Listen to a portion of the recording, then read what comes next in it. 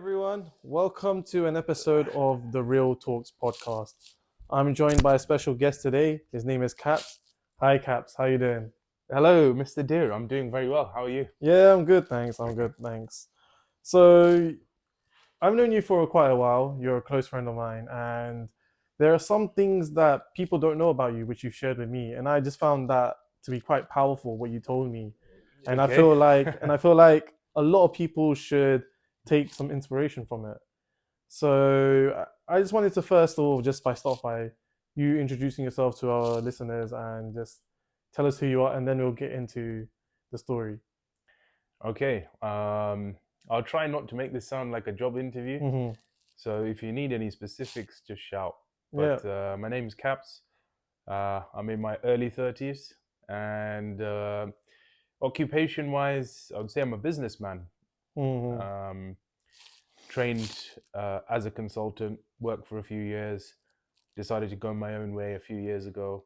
Um, and now run a couple of businesses, one being an advisory business, the other being one which deals with investments in the alternative space.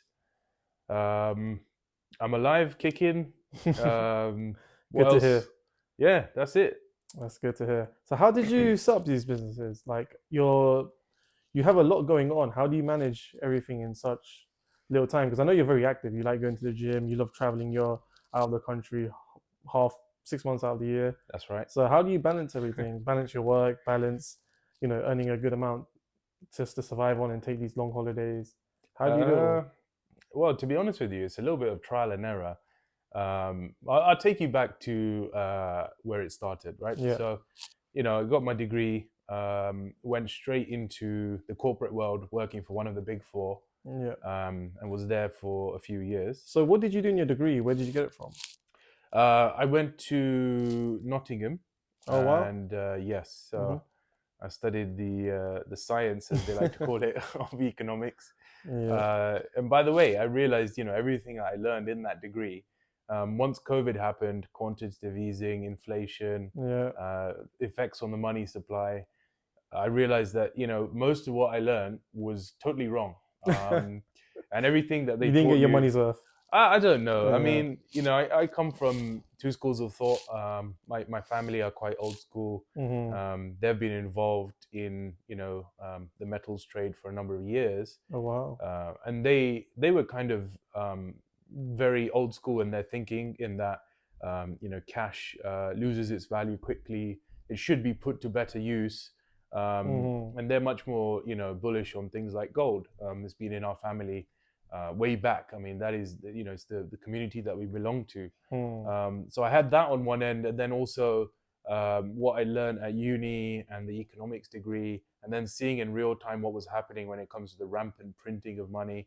And it all just kind of made me a bit jaded about the whole experience. I think Yeah. it was valuable, but it was more about how not to manage an economy, and how everything we sort of learned Yeah. was just thrown out the books. But anyway, so that Hmm. was university. It was great for other reasons. That's where this whole sort of the travel bug started. Although it was actually my gap year, which I'm sure we'll come on to at some Yeah. point. Yeah. But yeah, so I joined one of the big four, worked as a consultant for a few years, and didn't really enjoy the idea of being sort of corporate. Truth be told, I don't like the train. Who And does? I used to hate going Yeah. into the office, and in those days, I used to wear a suit and pretend Mm. like you care about your boss, and Mm. have to suck up to the right people. And I just couldn't be bothered, to be honest with you. To say it straight, it wasn't my cup of tea. Even though I was quite a good schmoozer when I needed to be, Yeah. Yeah. but I really just the incentive for me wasn't there. And I got quite close to a very senior person in the business at the time, and he kind of took me under his wing, and we used to work on various projects. And one of the projects, I was sort of shadowing him in terms of Mm. pricing, because that's what they do at that level. They sell business on behalf of the firm. And when I realized the profit margin that they were making on me, where they were selling me as, in those days they used to call it an SME, a subject Yeah. matter expert. Yeah. Yeah. I know. I'm one of them. in my corporate job. Right. And I was, sort of fresh-faced 21, 22-year-old out of uni. Yeah. I could definitely not consider myself an SME, but as far as the client was concerned, they were paying in those days £1,200 a day for me, and Oh I wow. certainly was not getting even close to a tenth of that. So when I kind of worked that out, I said, well, this seems like a terrible deal Yeah. because the client assumes that I'm this superstar, and so therefore I'm working as hard as £1,200 expects me to, Yep. but I'm not getting any of that benefit. And they try and sell it as, well, the reputation, the idea of you get a pension. That's great. You might be dead by then. You get a private health insurance. So look, for some people it's great. I think if you move up in the organization and you can play the game Hmm. and you're good at your job, then that's excellent. For me, I mean, it wasn't my cup of tea. I was Yeah. just too All stubborn. you all these things that you said, it just gives me flashbacks to everything that I know from my corporate job and Right.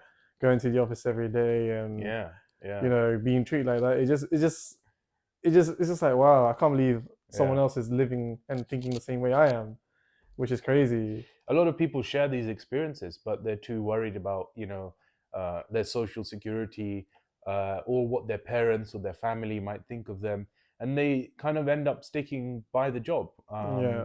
And it's quite unfortunate. And I was sort of treated as a little bit of a pariah because I left so early in my career.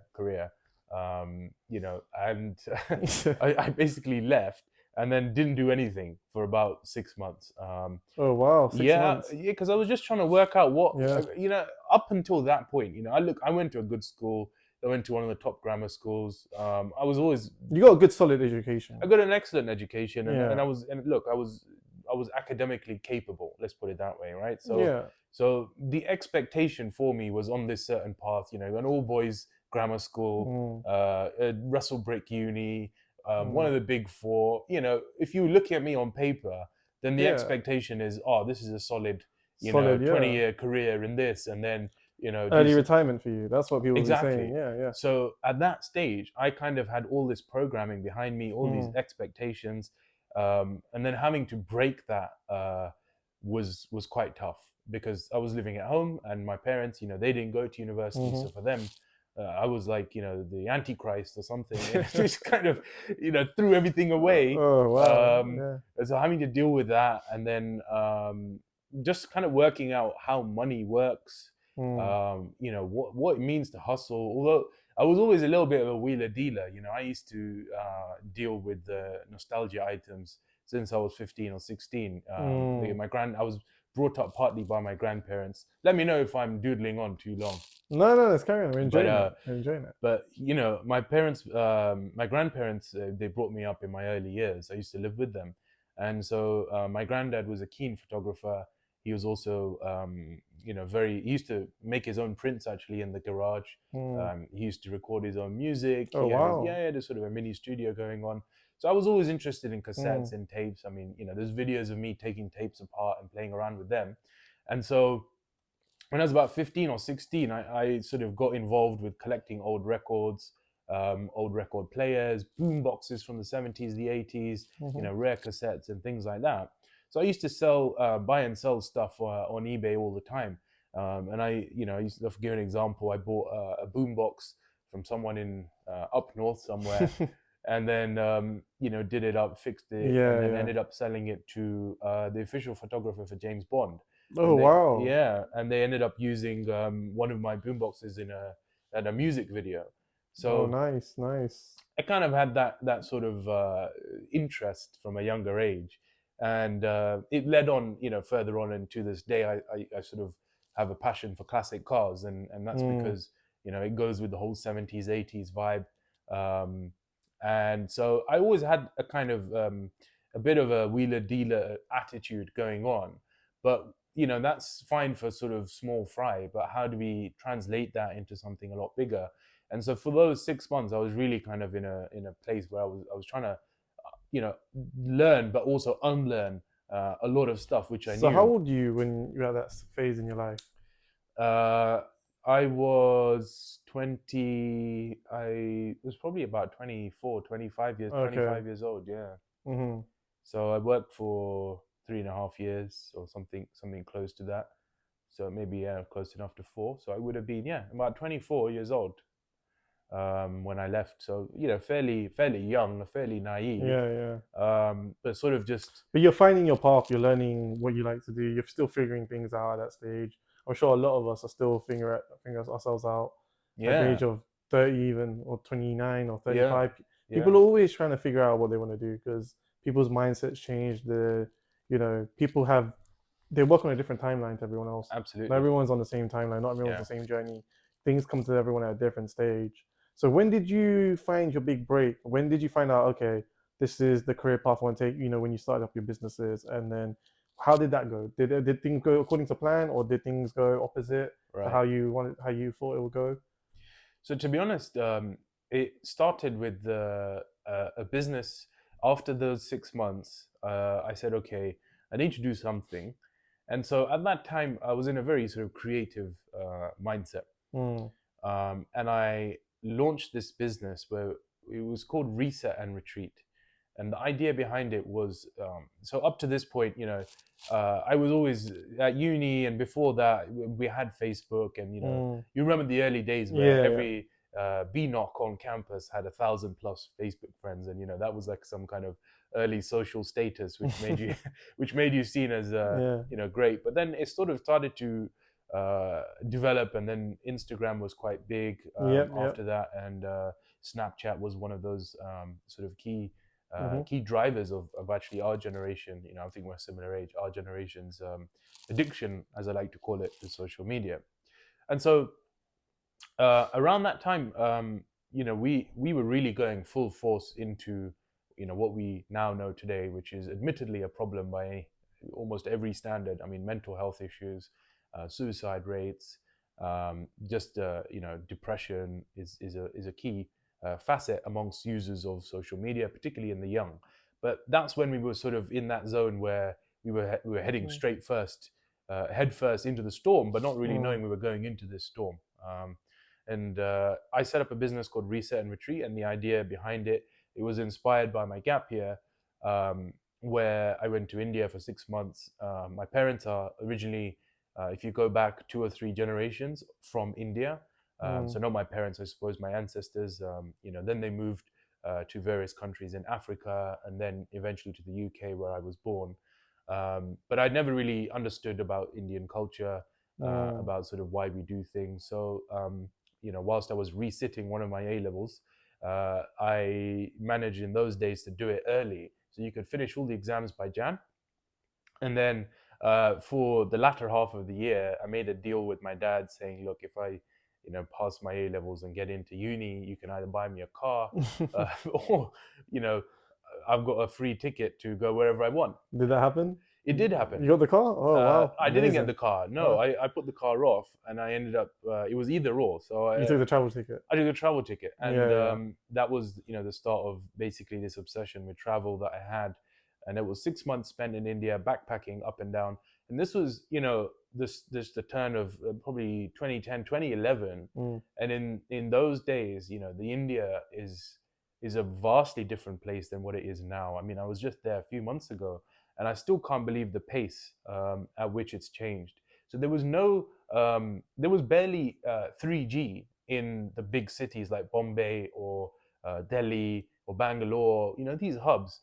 They had broadband, they had internet, they had Skype, but it was very basic. And, not everyone had a phone, or if they did have a phone, but it was not a smartphone. It was just sort of a black and white standard Nokia setup. And so that was a very interesting journey because it was 6 months of traveling, mm, backpacking with no money. And essentially, I was using a Lonely Planet guide. And I still think that there probably won't be another opportunity to do that again because almost everywhere in the world is connected now. So to have a land mass the size of India and to be able to travel the length and breadth of that country by coach, by train, public transport, stay in hostels, work your way around, not knowing the language fully, mm, that was life changing. That was the education that I'd been yearning for. And Was so, that like a life? That must have been like a life changing experience for you. That was like a absolutely, turning point, I guess. Because people say they when you go to India, you really find yourself yeah, and you find your path. I don't know what it is about India, but like going back a point when you said how it's changing rapidly. I went in 2019 December, and I went yeah, again in 2022 December. And when I, in the space of 3 years, I noticed a massive change yeah, when I went. yeah. It's crazy. It's getting more modern.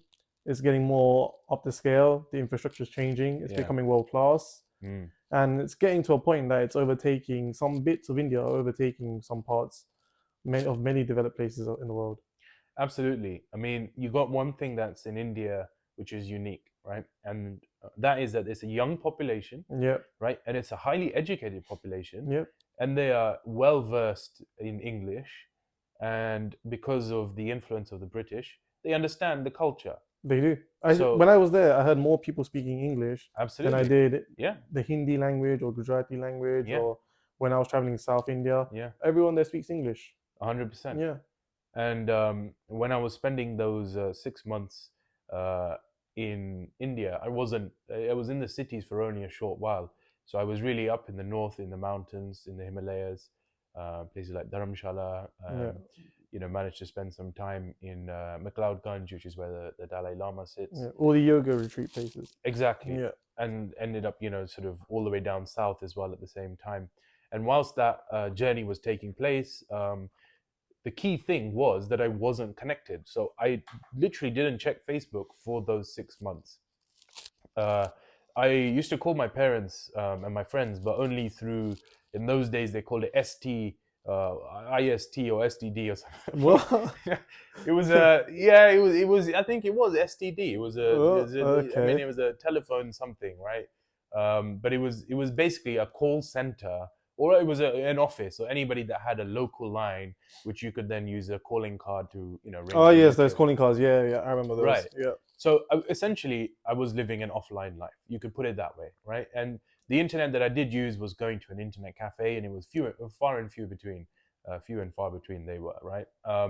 So that was such a life changing trip because I had so much fun. I developed an understanding of different cultures. Mm-hmm. I had so many laughs. It was also quite a spiritually enhancing trip as well, which I'm sure we'll talk about later on. But that effect was so grand that I wanted to recreate it. So that is the first business, the retreats business, which was, hey, the world's going crazy. Mm. Like everybody's online 24/7. Nobody can go a conversation without checking their phone. You go on a romantic setting, then your date's checking the phone. So you go out to a restaurant and now you Google it. Of course, now we treat that as completely normal, but 10, 12 years ago, I was noticing the sort of the way that we were sleepwalking into this and what the effects were. And I only noticed it as a result of having Mm. this uh, extended period of reflection, which I could do because I'd left my job in India. And so I essentially, I had a friend, he's a stand-up comic. So I called him and I said, hey, would you like to teach the stand-up comedy course that you do at Edinburgh Fringe? I'll get you a venue, and let's put something together. I had an artist friend, so I said, hey, would you like to teach your art course and real life drawings and things like that? I had a yoga teacher involved. I even had a venue. I went to go and see it. I set up the website. I did everything.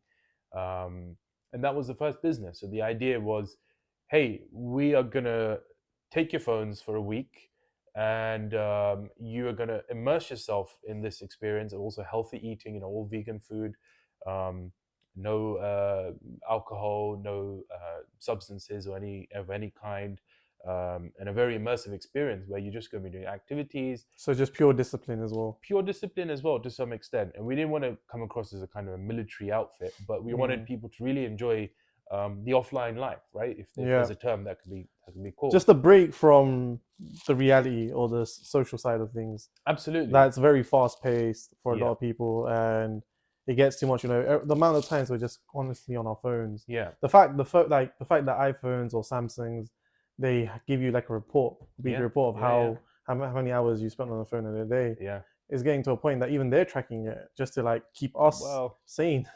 where we are now is Yeah. I mean, miles and miles away from where we were then, and even Hmm. then, it was bad enough for me to have felt like the need to set this up. But look, I was a little bit wet behind the ears because I put this entire retreat together, and it sounded amazing. The only problem was the costs were too high, Yeah. and I was kind of trying to. The mistake that I made, which I then learned, was that I was trying to market it offline. I was calling the Jewish Chronicle. I was calling the Hatfield Times or whatever it was, and I just realized, look, only pensioners are reading this, and it was an obvious mistake looking back on it now. But in trying to remain pure to the concept of being offline, I was trying not to use the internet, which of course Yeah. was absolutely the wrong move to do. So how many retreats did go ahead? So we had one retreat, but it was more like kind of local friends and family. It was a kind of a test run, and Yeah. then the one where we kind of really had like I'd paid the deposit for the venue, I'd paid the guys and stuff. When we worked out what the ticket price was, personally, I don't think it was that high. I mean, a lot of people said oh, it was overpriced, but I think it was appropriate for what it was.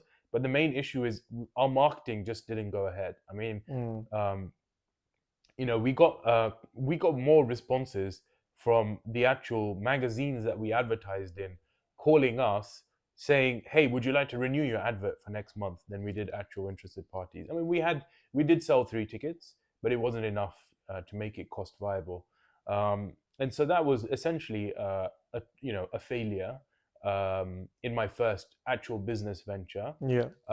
But it was hugely great in terms of learning and realizing that, okay, we do have to adapt to the modern world.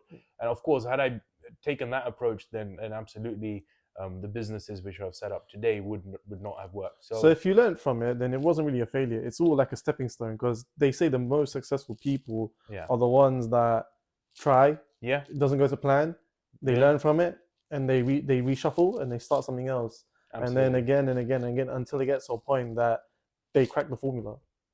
Well, this is the thing. I experienced a lot of deep emotion when that failed. I was because if you looked at it on paper, I had kind of egg on my face where I'd left a career that Yeah. was arguably kind of set for me. I'd escaped this path, which oh, he's got the grammar school education, he's got the degrees, comes from a good family. Why is he doing this? And then I said, oh no, I can do this, and then it failed. So there was a deep sense of regret, a deep sense of shame, which took me some time to overcome. So was that from the Indian community? Because I know the Indian community is quite nosy. Well, Yes, it was. as in Yeah, they, I wouldn't say nosy. I'll say they want to they're know everything. committed. They want to know everything about everyone, Yeah, and any bit of weakness, yeah. They'll they'll pounce look on at, it. they'll pounce onto that. They'll look at that, but they won't look at someone's strengths or they won't look at the journey. That's the thing. One in in spirituality, they teach you it's not about the end goal. It's about the Mm, journey. yeah, The journey is the most important part. It's not about yeah, the end goal. yeah, It's never about the yeah. result. So what was it that was what was that the ticking point that you realized, okay, it's the journey for me, and you're not worried about the end result, but you're building on towards that. Sure. Because I know you went through some dark times, which Yeah, if you're okay to like share, yeah, absolutely. what was the dark times, and how did they get really deep, and what situation were you in, and how did you overcome everything? Right. So I'll have to take you to my next failure in order to talk to you about that. But I'll wrap up about the retreat, right? So Yeah. essentially, that was the first sort of big fail. Yeah. Um, but like you say, it was a huge stepping stone. Hmm. And it kind of, by the way, I never went back to work after that. So that was it. I've never worked full time since I left. So I mean, you could argue it's been a success in that respect, right? At least. Um, Hmm. well, some might say I'm too stubborn to go back in the office, but I honestly I can never imagine it. And I've been blessed It's not to. for everyone. An office job is not for everyone. It's not for everyone. And Yeah. and on that point, by the way, I don't like the way that the British system is engaged, because they try and put you in these boxes. And in particular here, you're supposed to decide at the age of 17, which degree you want to do and what courses you want to take. I think that's far too early. I think so too. I think the amount of pressure they put us on at the age of 16 and 17, It's even crazy. even Yeah, at 14 or 15 when you're doing your GCSEs, the amount of yeah, pressure that you're on, yeah. it's crazy. It's just like if you, the basically the message that school was telling us, if you don't do any exams, you're not gonna have a good life. And I think that was actually furthered by the fact that people look down on Yeah, the trades. yeah. They think, oh, he's a plumber, well, he must be a bit dim, or Mm. he's not good enough to hack it at school. And I think that's terrible because if we look at a lot of those tradies, right, as we like to call them, they're far more successful than a lot of people who work in an office who've got a A-class We education. always need them. We always need a They're plumber. in demand. Always need electrician. Absolutely. Always gonna need someone to come and So where this idea do some of housework for you. this sort of class-based approach where you look down upon those who arguably have a vocation, right? I think is wrong. I think America isn't perfect, but I think the approach they take to the education system is better. You don't have to decide immediately what you're going to do. You can spend a year or two exploring different avenues. So if you're a law grad or a law student, you could easily take some courses in philosophy, or you could go ahead and even study physics if you like. And then by the end of, I think, the second year, that's when you focus on one particular area of expertise. And that approach is great because sort of a little bit of trial and error, work out what works, what doesn't, what piques your interest, what takes your fancy. And the approach here is very linear and it's exclusive as well. Even amongst the university going population, we have this idea that somehow an Oxbridge education is worth more than just going to an ex polytechnic. But if that was the case, then why are they still the same in terms of cost, right? I mean, one cost 9,500, the other one costs 9,500. So the whole system is a little bit uh, out of date, in my opinion, right? And I think the idea of going to university, and Tony Blair wanted 50% of the population going, that all has to change now. I mean, so much has changed in terms of the way we learn, the internet, how you can access your information. Um, I think universities will have to adapt and change. And I think also the stance that we take, particularly in our Asian community as well, I think it is changing because we've had successes of people who have taken that path away from academia or the expected path and been successful. It's less Mm. than those that are still towing that line. But I think it will be us and then our children that make that change and that shift because we've sort of had to deal with um, expectations uh, being unmet from our side. So just to come back to it, sorry, I went on a little tangent, but No, there, it's fine. there, there It's might be good to hear. several of these. It's So, good to hear. It's good you to hear. We're know, gonna pick your brain later on. yeah. So Yeah. okay. So to go back to the deep and the dark place, um, reset and retreat failure. Uh, I then had quite some success, at least on paper, when I started investing in alternative investments. Um, in those days, it was blockchain stuff, um, and I made a lot of money. I'd saved up from my job at the Big Four, and I had a pile of cash, and I was learning about investing, learning about risk management, and I didn't learn enough because I made a lot of money, and in at that time, I was associating the number in my bank with my self worth, and so I ended up basically making a lot of money for me. I mean, even today, there's a lot of money. We're talking into the several hundred thousands, Mhm. which at 24, 25 was amazing. I mean, Yeah, I was like, "Ha, I'm gonna show my dad this," and yeah. then whilst I insult him, I'll just buy him a Range Rover. It's that kind of egoistic approach. Yeah, yeah, yeah. Um, and well, we know how this ends. Um, I didn't sell, ended up holding the bags and riding it all the way down to zero. So all that money that I made ended up basically ended up as nothing. Um, So what happened? Like, tell us the full cycle. well, basically,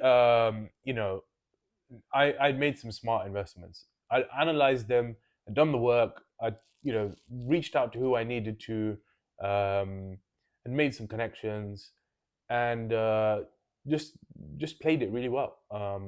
Yeah, there's no two ways about it. I knew what I was doing, but the thing about investments, the thing about high growth startups or any of these environments is it's one thing to know what you're doing, but it's another thing to know when to quit. Um, and Were you addicted to it? yeah, 100%. I Okay. mean, I wouldn't sleep. I'd be up all night. And this is when my health really, looking back on it now, took a turn for the worse because I was just eating Dominoes, eating junk food, Mm, trading, talking on the groups, or working out what was next. And it was a crazy environment. It was honestly, it was. I'm not a video gamer. I never played games. Only physical stuff, never online. But it felt to me like a video game. I see. Okay. Suddenly everything was gamified. The money you make, the actions that you do, whatever, everything. It was just an addiction. And unfortunately, after a few months of assuming that you are, relatively speaking, a rich man, at least I thought that in those days.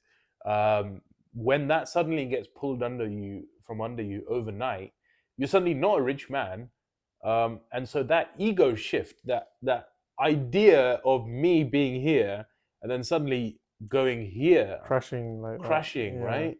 Fundamentally, you can't handle it. So your brain is like, I don't believe it. So you're in denial for a certain amount of time because you make all these plans. You're like, I'm going to get this house, I'm going to buy this car, I'm going to invest the money in this, and I'm going to invest the money there. And it all goes to zero. And suddenly, what do? You're like, well, am I worthless now because suddenly my bank balance is worthless? Yes. So therefore, you get into this rot of self pity, of depression, of low self worth. And it's a really dangerous cycle. And a lot of people um, go undiagnosed with this lull that comes from associating their self worth with money, um, because what they're looking for is the freedom. So if we go back to when I left the consulting job, I was looking for freedom, right? Um, and the easiest way I could work out to get freedom was to get money. And so when I had that money, I assumed I had way more freedom than I'd ever had before. And I did. It's just I got greedy and I never knew when to stop. Um, and so that was probably the most dark time I can say in my life, where it took a long time to really separate myself, uh, as to who I am as a person versus what my bank balance is or what my worth is or what my stature in the community is, because all of that went to zero. So suddenly I Mm, was I didn't have any association to any of these metrics, so I had to rebuild myself from these shattered pieces. And it's great. I mean, some people pay for the experience and go to Brazil and have ayahuasca and they suffer this ego death. I think I kind of had this experience over, a couple of years, and now looking back on it, it was the most powerful thing to have ever happened. It was hugely rewarding, it was the biggest learning curve of your life, you'll say. without a doubt, Mm. because it Bigger wasn't than all the other experiences that you had through that amazing journey that you spoke about earlier. exactly, It's even a bigger learning curve for you there. absolutely. And since then, basically, failure, it doesn't scare me. Mm, I don't have a fear about setting things up. I understand that failure is part of success. You have to have the down days, you have to have the down investments. Things have to go wrong for you to be able to mhm. succeed and move forward and get the best out of you know the positives, so to speak. And some people never really learn that. Unfortunately, they stay risk averse and they kind of play it safe, and they're just sort of always trying to avoid crashing. But then some people crash early and then they understand what they've been through, and then they rebuild and just make sure that even if it happens again, they know how to rebuild. But you know risk management is a critical part of investments and of trading. And it's it's amazing because if we look at this on a deeper level, risk management is actually understanding human nature. So I understand myself, who I am, what my qualities are. I know myself as a result of the experiences um, in that dark time. And that's something that most people will never ever experience, to understand their Yeah. true self. So your dark time was you built yourself up to be this great businessman. You made a lot of investments. They were going well for you. You pocketed a lot of cash. You reinvested that to be more to even make more cash. It'll you can say it crashed. Yeah. And then at that point in your life, how did you get over it? What was your next step? What was your next phase? Well, the funny thing is, I stayed in that industry. It was a bit of a turning point because I said, well, look, What about your depression and you said your health was impacted yes, severely. yeah, it was. Even in that condition, you still stayed into it. Yeah, I did, but it was really a terrible time mentally, Hmm. physically, um, also just the relationship with those around me turned very sour. It wasn't pretty, um, and I think the one thing uh, that got me out of that environment was actually just the humor of the whole situation. And what I mean was, at that point, I decided it was okay to laugh about the tragedy. And I don't know if it's a kind of a cultural thing, Hmm. um, because uh, tragedy is comedy. People deal with it in their own separate ways. Absolutely. Yeah. And I look back on this course that I did. So whilst I was at I mentioned my friend, the stand-up comic, uh, and I did a stand-up comedy course.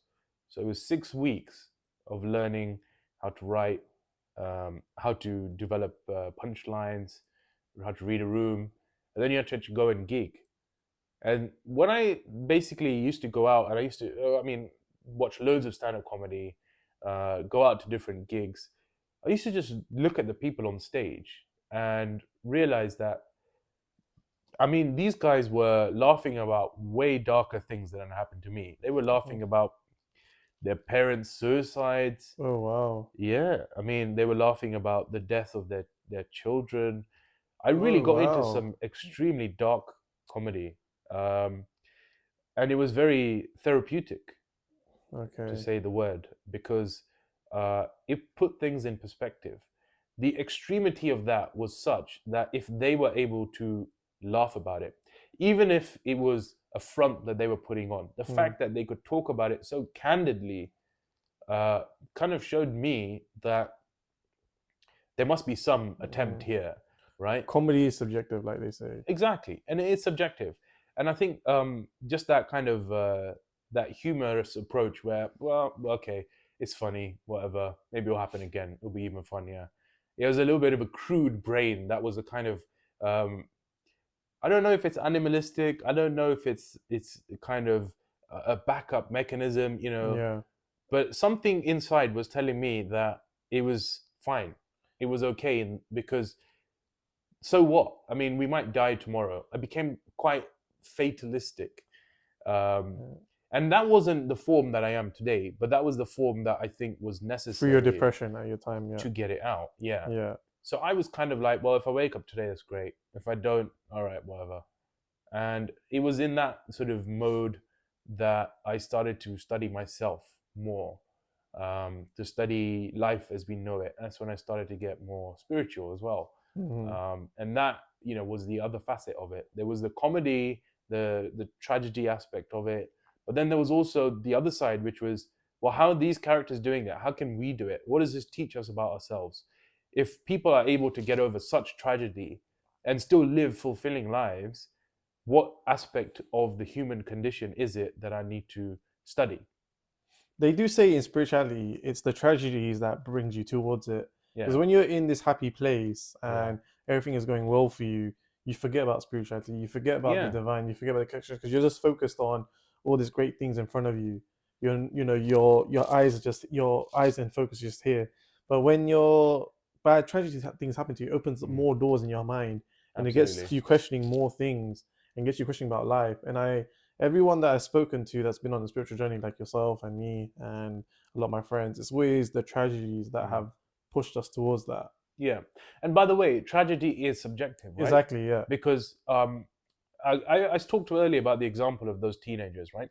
So there's a story the other day about a 14-year-old girl who killed herself because she was getting bullied on one of Be Real or something like that, one of these Mm, new social media platforms. A bunch of people ganged up on her, sent her some dodgy emojis, and that was enough for her to take her life. Now, does that mean that if me or you were looking at this, or any other member of the Daily Mail reading public was to say, hey, what's she worried about? I mean, it's just a bunch of emojis. They don't understand the impact of that because it's so great that she took her own life. So this is the thing about tragedy, right? Is one person's it's fine, laugh it off, right? Doesn't mean that another person will. Everybody interprets things differently, and yeah. the effect can be great, even if we don't think that, in our view, that is a particularly bad thing to happen. And I think that's really important because, you know, amongst our community, people would say, listen, we came to this country with £10 in our pocket. We didn't Mm, have food. You know, your grandparents slept on the streets. They brought up a family. They were successful. They became millionaires. What you got to worry about? Now, I think, that can be a condescending view which exists within our community where we downplay things, and we downplay people's mental health, and we don't talk about it. um, and that I found was actually quite dangerous because there are other characters that I know. There are other people who've experienced, terrible depression and mental anguish who can't get out of this, because they're gaslighted. They're not allowed the ability to feel like that. mm, Um, and unless they sort of um, adjust their mentality to the people around them, whether it's their parents, it's their friends, it's their peers.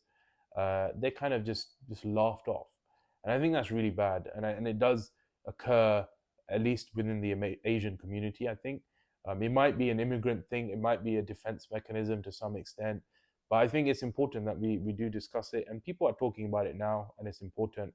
But I feel like they only have one side of the conversation, right? Which is, uh, well, we need to be aware of these issues. But what's the solution? No one's really talking about that. And I think that's the next stage where, you can't just say, oh, right, yeah, you're feeling depressed.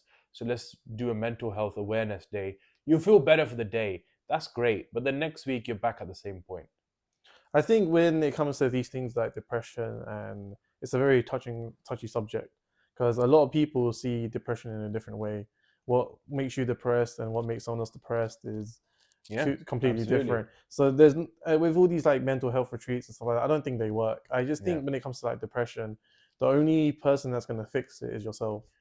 It's basically you got to raise your mind to be stronger than what it is. It's like depression is like a body thing. Yeah. When you're weak, when your body feels weak, you go to the gym, you make Yeah. it stronger. Yeah. And it's like with depression, when your mind is feeling weak, you got to do mental exercises and get some knowledge and make Yeah. your brain stronger so Yeah. the depression flattens itself out. Well, you touched on a very important point there. You Yeah, said that the only person that can fix it is yourself. yeah. And I wholeheartedly agree. However, I think that if someone is showing you the guidebook on how to work on yourself, then that is something that should be studied. But no one talks about that. I mean, No, they yes, don't. you've It got to doesn't fix, sell. it doesn't sell. Depression is a market. It's literally become a market now. Yeah. This therapists are in demand. Yeah. You're getting all these antidepressant Yeah. pills. Absolutely. Going to a GP and telling the Yeah. doctors make money straight away. They do. So why would they kill that off? It's like smoking. Everyone knows smoking is bad for you, but yet they still promote it. They Mm, still sell it in all shops. mm. So it's just a thing. Like you can only fix yourself. You can only save yourself. No one in life is gonna bail you out. No one in life is gonna Yeah. hold your hand through dark times. You might have friends supporting you, Yeah. but no one is physically going to take you over that finish line. You've got to learn This is to the thing. be a grown up at times and Mm. learn. Okay, you've gone through your phases, like yourself. You went through that dark phase. You felt like you hit the ground bottom. In reality, for a lot of people, it's not even ground bottom. People have probably gone worse than yours. When you tell your story to someone else that's probably been through worse, Yeah. they'll think you're on a higher pedestal than them. Mm. And if they learn to raise themselves and dig themselves out of that hole, then for you it should be an easy job. Mm. So I think it's all about putting yourself in the right mindset. And like you said, for you, comedy was your way out for you to feel healed again and to move on. So for me, I might have a different way of Yeah. doing it, and with someone else, they'll have a Yeah. different way of doing But it. it was ultimately, sorry to interrupt, but it was ultimately the comedy and the alternatives that Yeah, actually led to the study of the self. Because I mentioned that how are these people yeah, doing it?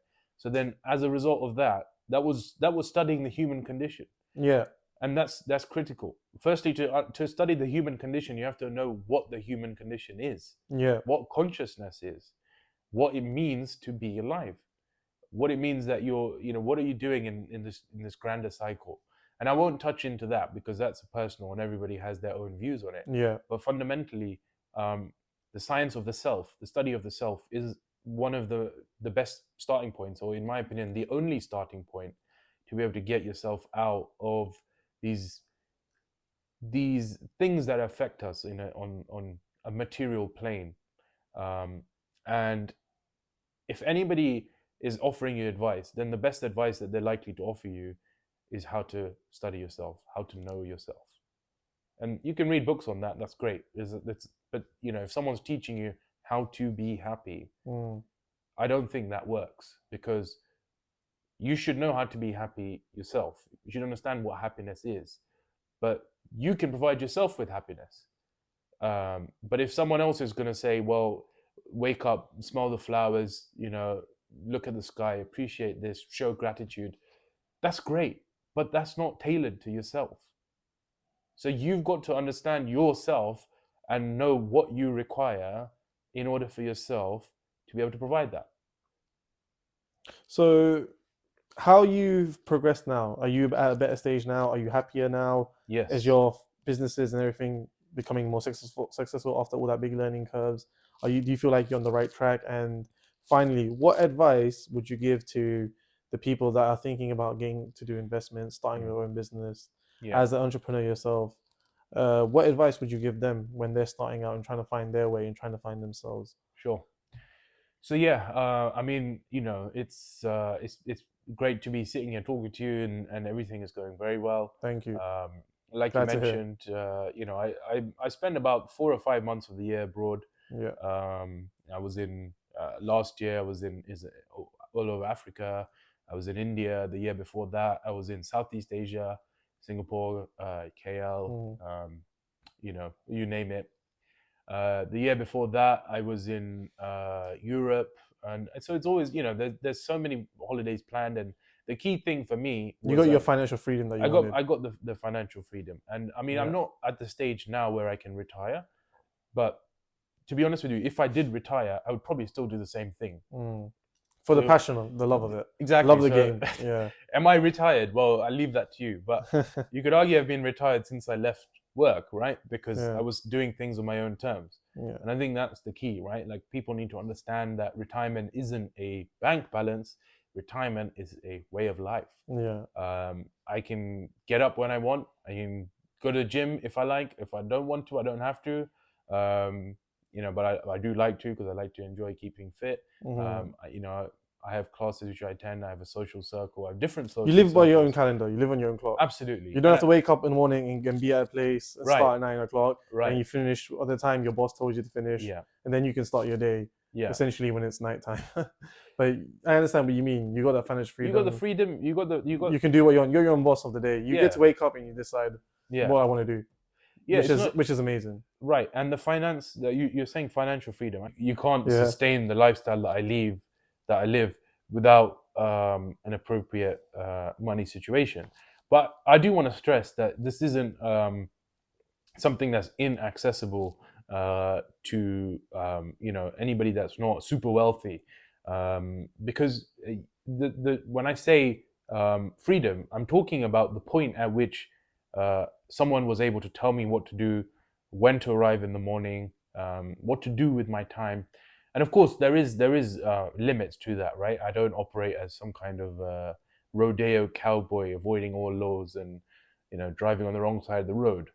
That's a different element of it, right? Right, with respecting the state, respecting the laws, but Mm. certainly, as far as practicably possible, I would describe myself as free. And anybody can do it. That's the thing, right? But not everybody can sustain it, and I think that's the key thing here, right? Is some people. You found a way of sustaining it. I found a way of sustaining it, You and cracked the also, formula. yeah, Yeah. and I think that is something which people can do. There's no limit on that. Mm. It's just people are programmed a certain way. They have to be risk takers. They have to be risk Yeah. takers. You cannot be afraid to fail. I mean, I talked about Yeah. two instances which I would describe as quite significant failures. Yeah. But I'm still sitting here talking to you. It's midnight. I mean, we're gonna chill after. It's what, a Tuesday? I don't really know. I mean, I do.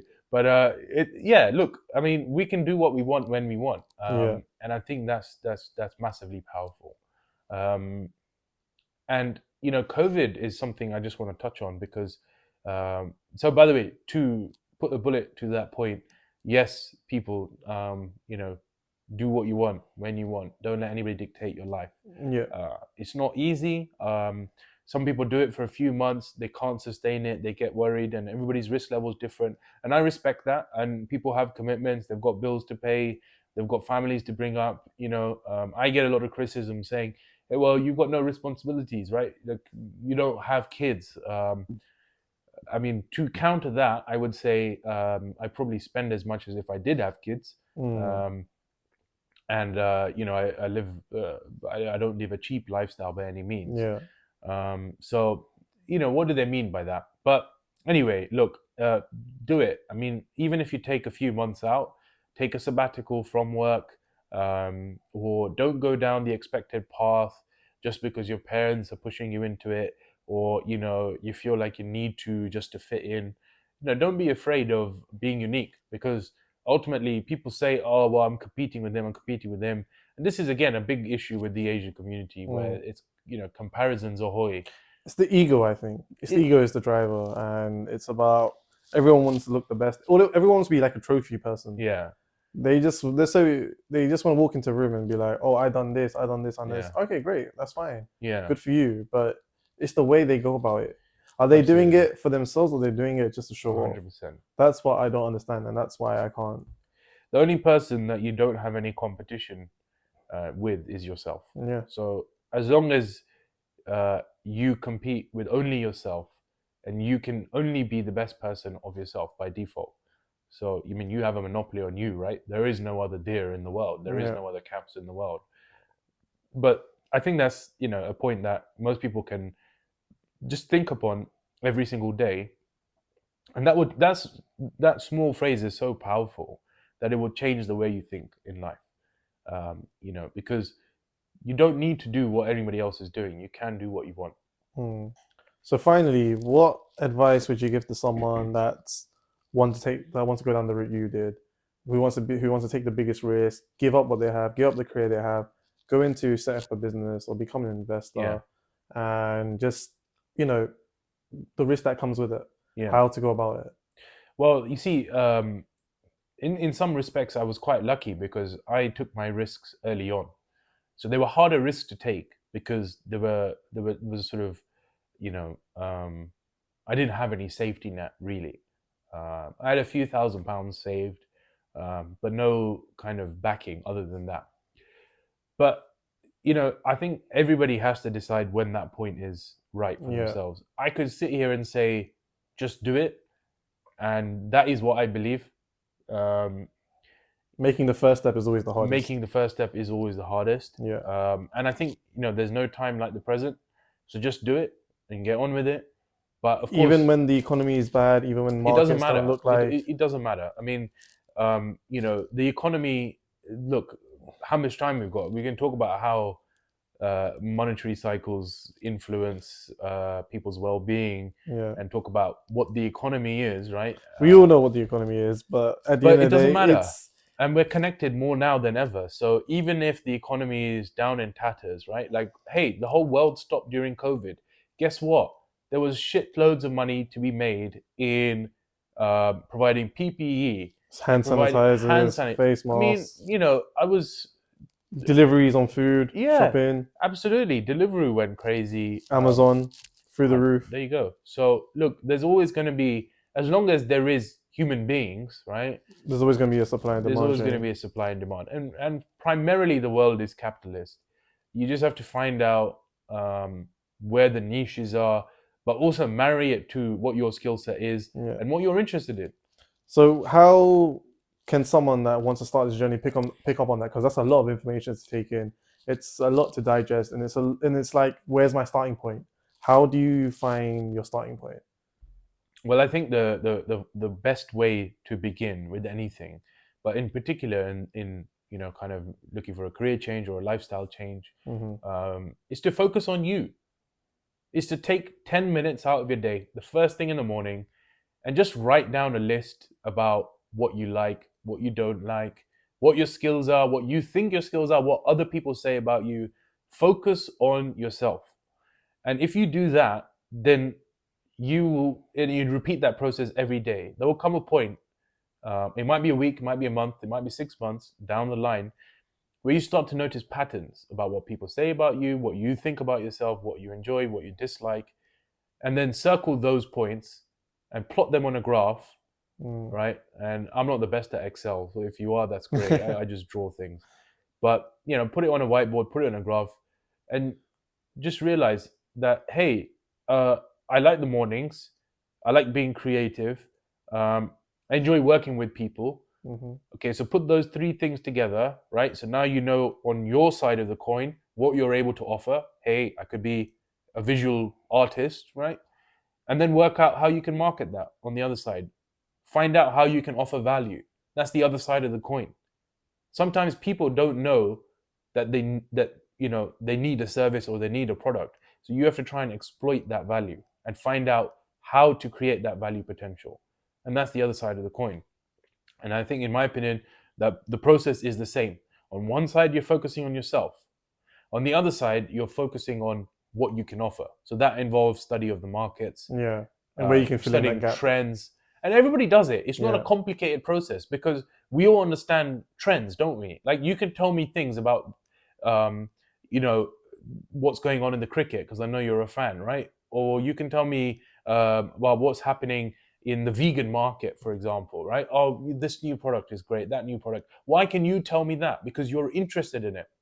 Yeah. So because you're interested in it, you're able to notice trends. So if a person is already identified what they're good at, what they're interested in, then it should be easier for them to identify trends on the value side. Does that make sense? Yeah, that makes sense. That makes sense. So I think, it all begins from there. You have to put the time in. You have to go back to basics. And in my opinion, it starts from 10 minutes, but every day I spend an hour, every single day, whether it's nighttime, it's daytime, I have to have that time to focus on myself. Some people call it meditation. Some people call it, mindfulness. It doesn't matter. There has to be a time where there's no interruptions from the phone, no interruptions from anything else. You're not eating or drinking. You're simply focusing on either yourself or what value you're able to create. That's very helpful, and that's amazing advice, and it's so good to hear your story in detail. A lot of people that probably know you probably don't know the side of you, which is Yeah. which Well, yeah. I which is mean, really great. Yeah. I enjoy, communication is important, and thanks for having me on the podcast. It's good to reflect upon myself as well. Yeah. Yeah, people might not know this side of me. They might think I'm a little bit more of a sort of jovial character, but of course, everyone has a dark side as well. But yeah, it's good. It's good to be on the podcast. I look forward to coming back again. I wish you the best with it. Thank you, Kaps. And let's do another episode soon, Sure because I'm thing. sure there's so much more to talk about.